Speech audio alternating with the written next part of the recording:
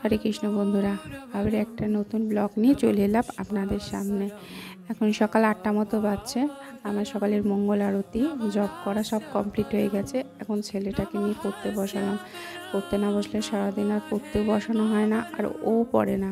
এইটা ঘরের সব থেকে বড় সেবা আমার, ওকে পড়তে বসানো। ওর পড়া হয়ে গেল, তারপরে সোজা চলে যাব রান্নাঘরে। আমরা ভগবানের ভোগের বাসনগুলো মেজে ফেললাম। জল খাবারে মুড়ি প্রসাদ পেলাম আমরা সবাই। ভগবানের যে বাসনগুলো ছিল, তরকারি রান্নার কড়াই থালা বাটি, সেগুলো ভালো করে পরিষ্কার করে নিয়ে রেখে দিলাম। এটাকে পড়তে বসাবো বলে তখন আর বাসি বাসনগুলো মাজা হয়নি। আর এদিকে বাইরের বেসিনে আমাদের বাসনগুলো জমা ছিল, সেগুলো ভালো করে পরিষ্কার করে রেখে দিলাম। কি বলুন তো, ছেলেটাকে পড়ানো হয়ে গেলে সব থেকে খুবই ভালো হয়। কেউ পিছু টান থাকে না, মা আমাকে আবার পড়তে বসবে, সারাদিন ছুটিয়ে খেলবে।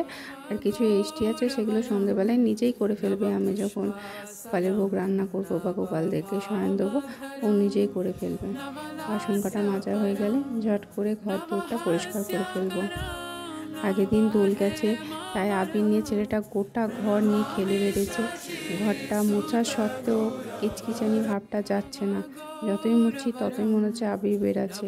আর একটুখানি আবির রেখেও দিয়েছে, সারাদিন ওইটাকে নিয়ে খেলছে, উঠছে ফিরছে আর চারিদিকে ফেলছে।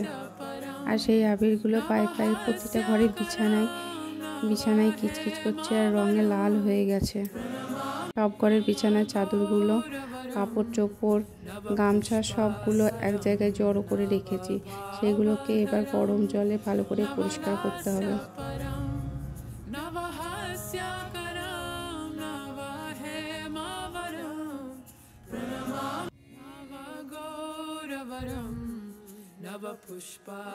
এদিকে গরম জলটা হয়েও গেছে দেখছি।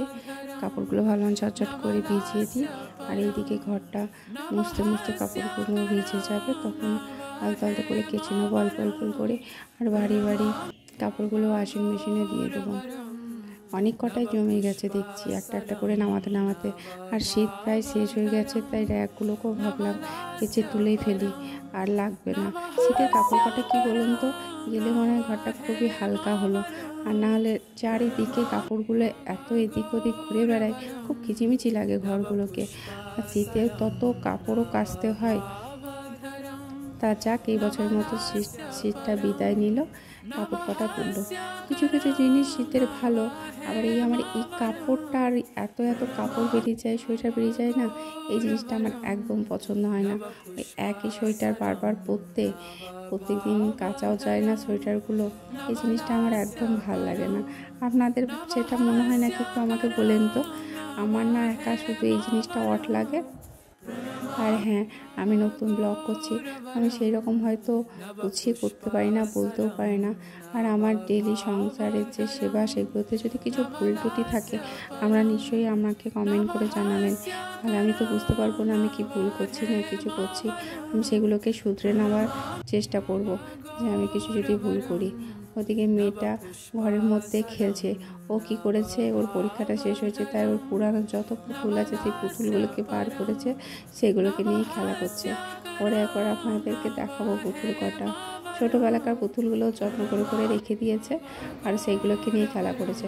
আর আমার ছেলেটার একটা খেলা 2 দিনের বেশি থাকে না, সেটাকে খুলে কি আছে ভেতরে দেখে তাকে আবার নতুন করে জয়েন করে সেটা সর্বনাশ করেই ফেলে।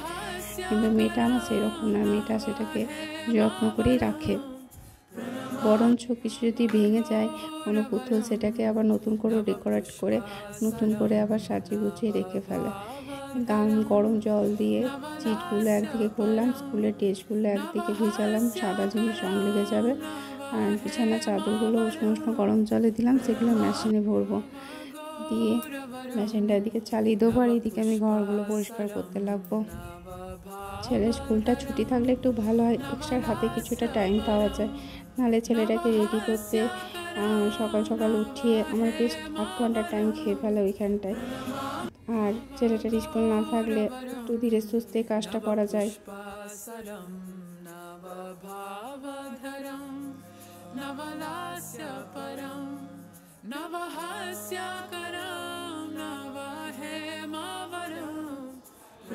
ঘরগুলো ভালো করে চেপে ঝাঁট দিয়ে আবিরগুলো সব জড়ো করলাম। চারিঘরে আবির আর মিহি আবির, ভালো করে ঝাঁট দেওয়া যাচ্ছে না, গড়েই থাকছে, নাতা দিয়ে মুছছে, তাড়ি হ্যান্ডেলে মুছি তো, তাই নাতাতেও ঠিক ভালো করে যাচ্ছে না, বারবার 2 বা 3 বার মুছতে হচ্ছে। খেলেছে ছাদে, কিন্তু সেই পায়ে আর এই রাস্তার ধারে ঘর তো, আর ঝোড়ো হাওয়া দিচ্ছে, সেই সব ধুলো ঘরের মতোই আসে, বারবার ঝাঁট দিতে হয় আর মুছতে হয়। তবেই নাহলে পা শিশির করে, পায়ে ধুলোটা রাখতে আমার ঠিক ভালো লাগে না, চাদরগুলো প্রচণ্ড নোংরা হয়। আমি কাজ সারছি, আপনারা আমার সঙ্গে দেখতে থাকুন।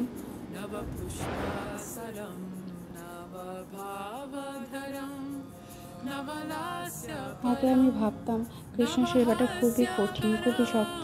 প্রথম যখন আমাদের মনে হলো যে দীক্ষা নেবো, তখন কোথায় দীক্ষা নেবো জানি না। রাধারানীর কৃপায় প্রথমে ইস্কন আমার নেটে সার্চ করে এলো ইস্কনে দীক্ষা নেওয়ার কি, দেখলাম প্রচণ্ড টাপ, ষোলোমালা জাপ, ভগবানের নিবেদন, ভোগ প্রসাদ ছাড়া গ্রহণ করা যায় না, সকালবেলায় উঠে মঙ্গল আরতি, তারপরে 4টি নিয়ম পালন, তারপরে জানি না রাধারানী কীভাবে তার নিজের মতো আমাদেরকে তৈরি করে ফেললো।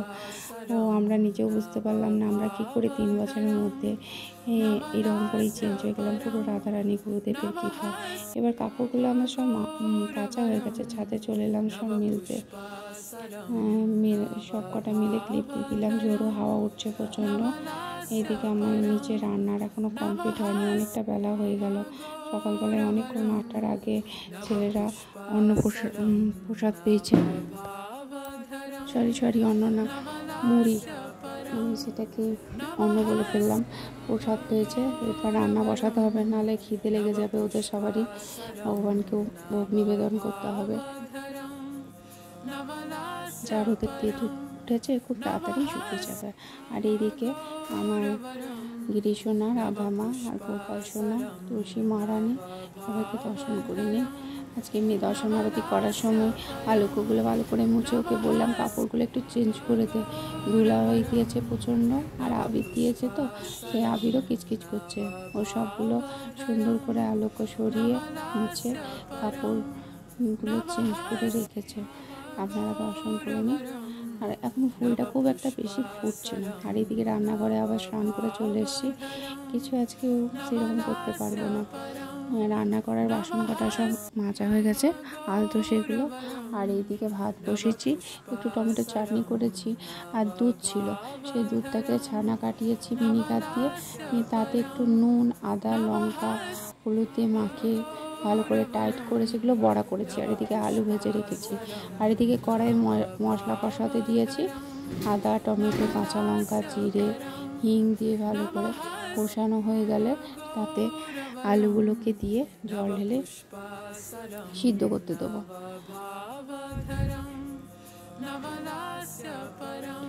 মশলাটা প্রায় কষানো হয়ে গেছে, অনেকটা বেলা পড়ে গেছে, প্রায় 12:30টা হতেই যাবে। হয়ে গেলে জল ঢেলে দেবো, জল ঢেলে আলুটা সিদ্ধ যখন হবো তখন ছানা বড়াগুলোকে সব জলে দিয়ে দেবো, নিয়ে একটু আদো ডলা যখন হবে তখন একটু গরম মশলা আর ঘি দিয়ে সেটাকে ভোগ নিবেদন করে আমরা প্রসাদ পাবো।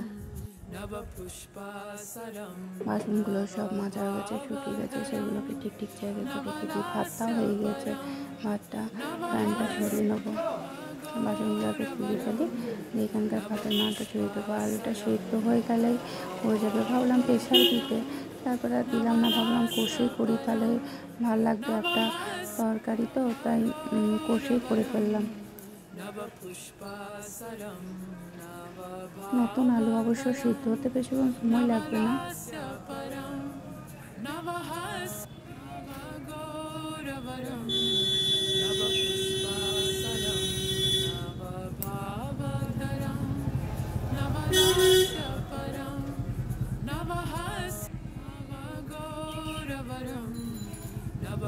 আলু ভাতটা নামানো হয়ে গেছে, ঝোলটা হয়ে গেলে আলুটা দিয়ে ঝোলটা কষানো হয়ে গেছে, আলুটা এবার দিয়ে ফেলবো, দিয়ে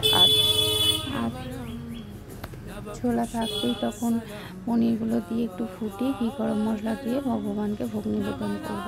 তাহলে আজকের ব্লগটা এইটুকুই বন্ধুরা। পরের দিন আবার দেখা হবে। কিছু ভুল ত্রুটি থাকলে আমাকে ক্ষমা করে দিই। পরের ব্লগে সেটা শুধরাবার আবার চেষ্টা করবো।